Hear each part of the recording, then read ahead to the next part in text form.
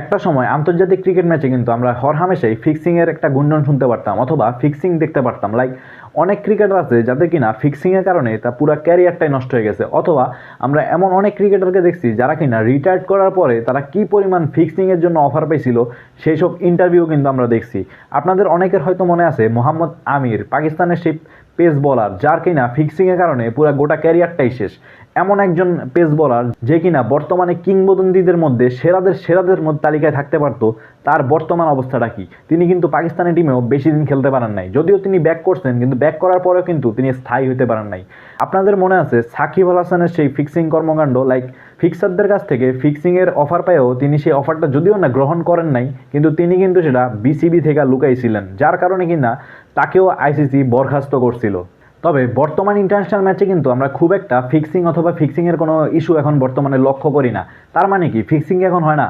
অবশ্যই হয়। ফিক্সিং মূলত এখন আর ইন্টারন্যাশনাল ক্রিকেটগুলোর মাধ্যমে হয় না, ফিক্সিংটা হয় বর্তমানে ফ্র্যাঞ্চাইজিজের লিগগুলো হইতেছে, like IPL, BPL, PSL, LPL etcetera. Like যতগুলো লিগ আছে, লিগগুলো যদি আপনি একটু ভালোভাবে খেয়াল করেন, এই লিগের মধ্যে আপনি এমন কিছু কর্মকাণ্ড খুঁজে পাবেন বা এমন অস্বাভাবিক কিছু ম্যাচ দেখবেন যা কিনা আপনার কল্পনার বাইরে। মাঝে মাঝে হবে কিছু কাল্পনিক ম্যাচ তারা জিতবে বা হারবে হয়, কিন্তু বর্তমানে আপনি যদি লিগগুলো খেয়াল করেন, আইপিএল, বিপিএল, পিএসএল, এলপিএল, আপনি যেটাই বলেন, দেখবেন কিছু কিছু এমন অবিশ্বাস্য ম্যাচ ক্রিয়েট হয়। লাইক আমরা কিন্তু ইন্টারন্যাশনাল এই ম্যাচগুলা বছরে একবার দেখি বা 2 বছর পর পর একবার দেখি, কিন্তু এই বিপিএল, আইপিএল, পিএসএলের কিছু কিছু ম্যাচ দেখবেন, এগুলাতে কিন্তু এই ম্যাচগুলো আমরা হরহামেশাই দেখতেছি। লাইক লাস্ট ওভারে 30 রান লাগতেছে, একজন ব্যাটসম্যান 6টা 6 মারে দিতেছে। লাস্ট ওভারে 25 রান লাগতেছে, একজন ব্যাটসম্যান 30 রান নিয়ে নিতেছে। আমি কিন্তু গত বছরের যে আইপিএল হচ্ছিল সেটার কথা বলতেছি, বর্তমানে যে বিপিএল হচ্ছে সেটার কথা বলতেছি, অ্যান্ড আইএল টি20 যেটা হয়েছে সেটার কথা বলতেছি।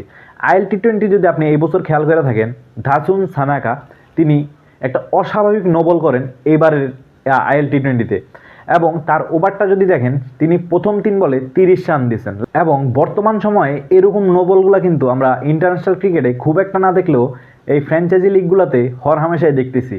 এবং অন্যদিকে আমি যদি এবার বিপিএলের কথা বলি, এবারের বিপিএলে খুলনা টাইগার্সের অসেন থমাস, ওয়েস্ট ইন্ডিজের একজন প্লেয়ার, যে চট্টগ্রাম ভার্সেস খুলনার একটা ম্যাচে তিনি 1 বলে 15 রান দেন, এবং ওই একটা বল করতে তিনি 5টা বলের সময় নেন। অর্থাৎ তিনি ফার্স্ট বলে দেন নো বল, দেন একটা ডট বল, দেন নো বল করে 6 খায়, দেন 2টা ওয়াইড, মানে এরকমভাবে তিনি 5টা বলের মাধ্যমে একটা বল কমপ্লিট করে নেন, ওই বলে তিনি 15 রান দেন।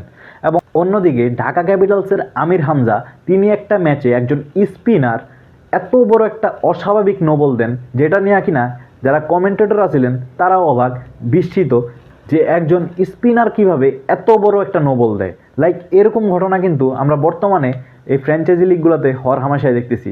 তাছাড়াও এই নাটকীয় বিভিন্ন জয়, নাটকীয় হার, একরকম মনে হয় যে কোনো একটা সিনেমা দেখতেছি। লাইক এরকম কিন্তু বর্তমানে ফ্র্যাঞ্চাইজি লিগগুলা।